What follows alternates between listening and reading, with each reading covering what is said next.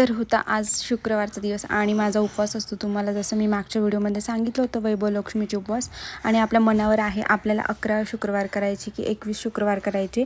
आता इथे संध्याकाळच्या वेळी मस्त असा चहा बनवून घेतला आणि तर मी स्वयंपाकाची तयारीला लागले आहे. दारावर भाजीपाला आला होता तोही घेऊन घेतला आणि एकीकडे ना वरण भात लावून देते. आता मी ह्याच्यामध्ये ना कट केलेल्या लिंबूची फोड टाकते, जेणेकरून ना जो काही कुकर आहे ना तो जास्त काळपट होत नाही आणि घासायलाही सोपा जातो. आणि ही खूप आधीपासून मी ट्रिक वापरत चाललेली आहे. तुम्ही पण वापरून पहा, नक्कीच तुम्हाला त्याचा रिझल्ट दिसेल. इथे ना मी जे सरसो का तेल म्हणजे आपलं मोहरीचं तेल, त्यामध्ये मी ही फर्स्ट टाईम बनवून बघितली. खरंच आपण ज्या नेहमी तेलामध्ये बनवतो त्यापेक्षा ह्याची चव खूप आणखीन सुंदर होती.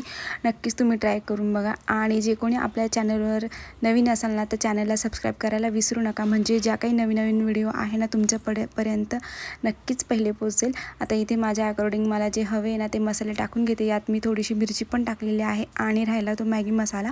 आणि मॅगी मसाले ना 4 चांद लागल्यासारखी अशी चव लागते.